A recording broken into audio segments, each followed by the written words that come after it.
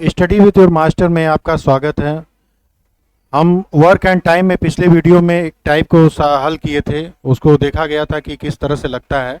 इस वीडियो में फिर हम उसको दोहरा देते हैं, जो लोग नहीं देखे हैं उसको देख लें, क्योंकि आज हम एक नया टाइप लेकर आए हैं, उसको हम हल करेंगे। देखते हैं कि वो कैसे हल होता है। हमारा बेस वही है, कॉन्सेप्ट वही है, और उसी के आधार पे हम सारे सवाल को कहे थे लगाने के लिए, और आज भी हम उसी कॉन्सेप्ट पे लगाएंगे। देखते हैं कि पिछले वीडियो में हमने क्या लगाया था। माना था हमने कि यदि ए और बी किसी कार्य को साथ मिलकर करते हैं तो काम मान लो 10 दिन में कंप्लीट हो जाता है। बी और सी अगर साथ मिलकर काम करते हैं तो काम 15 दिनों में कंप्लीट हो जाता है। सी और ए साथ मिलकर काम करते हैं तो काम 20 दिनों में कंप्लीट हो जाता है। तो ए, बी और सी तीनों साथ मिलकर काम करें तो कितना समय लगेगा उस काम को पूरा करने में। हमने इस टाइप का एक सवाल लगाया था। आज हम देखते हैं फिर से उसको लगाकर एक दूसरा सवाल लेकर आए हैं। 10, 15 और 20 का एलसीएम हम निकालेंगे। सबसे पहले आएगा, क्या आएगा, 10, 15 और 20 का एलसीएम हमारे पास आ गया टोटल 60 यूनिट। 60 यूनिट हमारे पास टोटल वर्क हो गया। क्योंकि ये भी 10 दिन में काम कंप्लीट करता है 60 यूनिट, तो इसकी एक दिन कार्य करने की क्षमता कितनी हो गई, 6 यूनिट पर डे के हिसाब से वह कार्य करता है। ठीक, बी और सी 15 दिन में 60 यूनिट काम करता है, तो उसकी एक दिन कार्य करने की क्षमता कितनी हुई, 15 चौक को 60, यानी 4 यूनिट पर डे के हिसाब से। सी और ए 20 दिनों में 60 यूनिट काम कंप्लीट करता है, तो उसकी एक दिन कार्य करने की क्षमता कितनी हो गई, 3, 20 तिहाई 60, यानी 3 यूनिट पर डे के हिसाब से। तो यहाँ पे हम क्या करेंगे, ए और बी और सी निकाल लेंगे। तो यहाँ पे 2 बी है, 2 ए है, 2 सी है, तो हमारे पास क्या हो जाएगा, 2 कॉमन ले लेते हैं, तो 2 ए, बी और सी। और हमारी एक दिन कार्य करने की क्षमता कितनी है, 6, 4, 10, 10, 3, 13, 13 यूनिट पर डे काम करने की क्षमता है। कब, जब 2 ए हैं, 2 बी हैं, 2 सी हैं, तो 13 यूनिट पर डे काम करने की क्षमता है। तो सिर्फ ए, बी और सी सिर्फ साथ काम करते हैं, तो उनकी एक दिन कार्य करने की क्षमता कितनी होगी, 2 से भाग दे देंगे। भाई कम करेंगे ना, तो 13/2, 13/2 यूनिट पर डे के हिसाब से वो काम करेंगे। और हमारे पास टोटल काम करने के लिए कितना है, 60 यूनिट। 13 से भाग दे दीजिए, 13/2 से, 13/2 से भाग दे देंगे तो ये 2 ऊपर चला जाएगा, 60 दूनी 120/13, 13 नवा 117, बचा 3, बचे 13 दिनों में यह काम कंप्लीट कर लेगा। यदि ए, बी और सी तीनों साथ मिलकर काम करते हैं तो काम कितने दिनों में समाप्त हो जाएगा, 9 सही 3/13 दिनों में यह काम कंप्लीट हो जाएगा। यह तो हुआ कल का रिवीजन। आज हम एक नया टाइप लेकर आए हैं, उस नए टाइप को लेकर हम हल करेंगे। देखते हैं वो नया टाइप क्या है। टाइप क्या है, ये टाइप 6 का है। देखते हैं बच्चे कि मान लेते हैं कि यदि ए किसी कार्य को 5 दिनों में, ए किसी कार्य को 5 दिनों में, बी उसी कार्य को 10 दिनों में, बी उसी कार्य को 10 दिनों में, सी उसी कार्य को 20 दिनों में कंप्लीट करता है। ए किसी कार्य को 5 दिनों में, बी उसी कार्य को 10 दिनों में, सी उसी कार्य को 20 दिनों में कंप्लीट करता है। तीनों काम करते हैं और इनकी मजदूरी दी जाती है, 1400 रुपए। जब काम वो कंप्लीट कर लेते हैं तो हम इनको मजदूरी कितना देते हैं, 1400 रुपए। तीनों को मिलाकर हम दे दिए 1400 रुपए। ए, बी और सी को हम क्या किए, 1400 रुपए हमने दे दिया। अब यहां से हम देखेंगे कि ए को कितना रुपया मिलता है, ए की मजदूरी कितनी है, ए की मजदूरी कितनी है। तो सबसे पहले हम अमाउंट ऑफ वर्क निकालेंगे। 5, 10 और 20 का कितना एलसीएम होगा, 20 होगा, यानी 20 यूनिट काम करना है इनको। तो यहां से इनकी क्षमता निकाल लेते हैं। तो 5 चौको 20 यानी 4 यूनिट पर डे के हिसाब से क्या करता है, ए काम करता है। बी 10 दिनों में 20 यूनिट काम करता है तो उसकी एक दिन कार्य करने की क्षमता क्या है, 2 यूनिट। सी 20 दिनों में 20 यूनिट काम कंप्लीट करता है तो उसकी एक दिन कार्य करने की क्षमता कितनी है, 1 यूनिट है। अब चूंकि यहां पे रुपए दे दिए गए हैं, 1400 रुपए दे दिए गया है, अब इसका बंटवारा करना है। तो रुपए का बंटवारा भाई दिन के हिसाब से तो होगा नहीं, उसकी क्षमता के हिसाब से होगा। भाई अगर दिन के हिसाब से होगा तो सी को सबसे ज्यादा पैसा मिलना चाहिए, लेकिन सी को पैसा ज्यादा नहीं मिलेगा क्योंकि ए पहले ही 5 दिन में करके चला गया है, बी उससे ज्यादा समय लिया है, 10 दिन में लिया है। तो यहां पे हम क्या देखेंगे, क्षमता देखेंगे कि क्षमता किसकी ज्यादा है। जिसकी क्षमता ज्यादा रहेगी उसको ज्यादा पैसा मिलेगा, जिसकी क्षमता कम रहेगी उसको कम पैसा मिलेगा।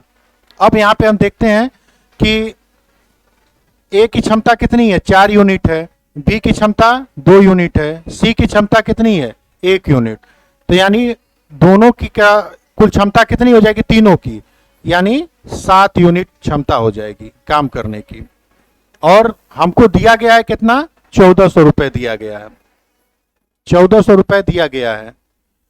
1400 रुपए दिया गया है तो 1 यूनिट बराबर कितना हो जाएगा, यहां से 1 यूनिट बराबर कितना होगा, 7 दूनी 14, 200 रुपए हो गया, 200 रुपए हो गया। और बी को कितना, ए को कितना मिलेगा, चूंकि यहाँ 1 बराबर 200 है तो यहाँ पे 4 यूनिट, इनका संबंध रेशियो क्या है, वह 4 संबंध है। वो कार्य करने की इनकी क्षमता कितनी है, अगर देखी जाए तो ए बी और सी के कार्य करने की क्षमता कितनी है, 4 संबंधे 2 संबंधे 1 के, यही है ना। ए की कार्य करने की क्षमता कितनी एक दिन में, 4 यूनिट है। बी के कार्य करने की क्षमता कितनी है, 2 यूनिट। सी की कार्य करने की क्षमता कितनी है, 1 यूनिट। तो उनको उसी क्षमता के हिसाब से उनका बंटवारा किया जाएगा। तो चूंकि 1 यूनिट बराबर 200 है तो ए का कितना एक काम करता है, 4 यूनिट काम करता है, 4 के रेशियो से काम करता है। तो एक को कितना रुपया मिलेगा, 4 गुणे 200 यानी बराबर कितना हो गया, 800 रुपए। 800 रुपए ए को मिलेगा। अगर यहीं से पूछ दिया जाए बी को कितना रुपया मिलता है, धन मिलता है, तो कितना हो जाएगा, 2 गुणे 200, ये हो जाएगा 400 रुपए। 400 रुपए बी को मिलेगा। और सी का धन कितना हो जाएगा, क्योंकि सी की क्षमता सबसे कम है तो उसको उसी के हिसाब से मिलेगा, यानी 200 रुपया सी को मिलेगा। यहां से हम तीनों अलग अलग निकाल लिए। तीनों का अगर पूछता है तीनों का हम निकाल सकते हैं, अगर एक का पूछता है तो एक का निकालेंगे, जिसका पूछेगा हम निकाल लेते हैं। आगे देखते हैं एक और टाइप के सवाल को। इसी से संबंधित एक और टाइप का सवाल देख लिया जाए। मानते हैं कि यदि ए किसी कार्य को 6 दिनों में कंप्लीट करता है, ए किसी कार्य को 6 दिनों में कंप्लीट करता है, बी उसी कार्य को 10 दिनों में कंप्लीट करता है, उसी कार्य को 10 दिनों में कंप्लीट करता है, और सी को उसी कार्य को कंप्लीट करने में कितना समय लगता है, 12 दिन का समय लगता है। सी को उसी कार्य को कंप्लीट करने में 12 दिनों का समय लगता है। तो यहां से हम टोटल निकाल लेंगे उनका। तो क्वेश्चन क्या बन रहा है कि यदि इनको टोटल 4200 रुपए दिए जाते हैं, इनको टोटल 4200 रुपए दिए जाते हैं मजदूरी के रूप में, तो ए का हिस्सा कितना होगा, बी का हिस्सा कितना होगा, सी का हिस्सा कितना होगा। तो चूंकि उनकी क्षमता के हिसाब से उनको धन मिलेगा, तो यहां से हम उनकी क्षमता निकाल लेते हैं। 6, 10 और 12 का एलसीएम कितना होगा, 6, 10, 12 का एलसीएम हमारा आ जाएगा 60 यूनिट। टोटल हमारे पास 60 यूनिट वर्क है। ए 6 दिन में काम कंप्लीट करता है तो उसके कार्य करने की क्षमता कितनी है, 10 यूनिट पर डे के हिसाब से कार्य कर रहा है। बी 10 दिन में 60 यूनिट काम करता है तो उसकी एक दिन कार्य करने की क्षमता कितनी है, 6 यूनिट, 10 छक्का 60। सी 12 दिन में 60 यूनिट काम करता है तो उसकी कार्य करने की क्षमता कितनी है, 12 पंजे 60, 5 यूनिट पर डे के हिसाब से वह काम कंप्लीट करता है। और कह रहा है कि टोटल इनको 4200 रुपए दे दिए गए, तो ए का हिस्सा कितना होगा और बी का हिस्सा, सी का हिस्सा, तीनों पूछ रहा है। तो बच्चे यहां पे हम देख लेते हैं कि इनकी कार्य करने की क्षमता क्या है। ए, बी और सी के कार्य करने की क्षमता क्या है, 10:6:5। 10 संबंधे 6 संबंधे 5 के रेशियो में यह इनकी कार्य करने की क्षमता है। तो इसी के हिसाब से इनको धन भी दिया गया है। चूंकि इनको 4200 रुपए दिया गया है, तो 10, 6, 16, 16, 5, 21।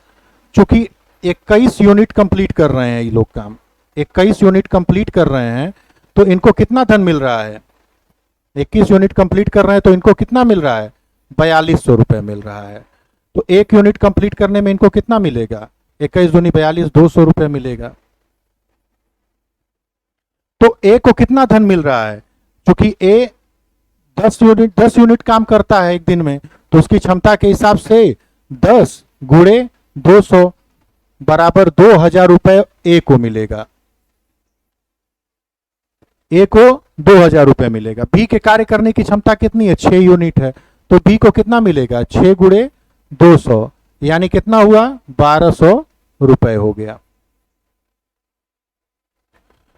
और सी 5 यूनिट पर डे के हिसाब से काम करता है, तो यानी बी को 5 को सी को कितना मिलेगा, 5 गुणे 200, यानी हमारे पास कितना हो गया, 1000 रुपए सी के पास, सी को 1000 रुपए मिलता है। अब जोड़ देंगे तो भी उत्तर आ जा रहा है। देखिए टोटल धन अगर हम देख लेते हैं, जांच कर लेते हैं कि हमारा सही है कि गलत, तो जोड़ लीजिए 2000, 1200, 3200, 1000, 4200, यहाँ पे आ गया आपका 4200 रुपए आ गया आपका। तो यहाँ से चीज़ें हम निकाल सकते हैं। इस टाइप के क्वेश्चन अधिकांशतः एग्जाम में आते हैं, और इसको इस विधि से लगाएंगे तो आसान बढ़ जाएगा। अन्य विधियां भी हैं इसको लगाने के लिए, कुछ फार्मूले भी हैं, उस पर न जाते हुए हम लोग आधारभूत चीज़ों पे जाएंगे, जहाँ से हमारा कॉन्सेप्ट भी क्लियर होता रहे। अगर क्वेश्चंस घुमाता भी है तो क्वेश्चंस को हम सॉल्व करने में हमको आसानी मिल सके। मिलते हैं फिर नेक्स्ट वीडियो में, तब तक के लिए थैंक यू।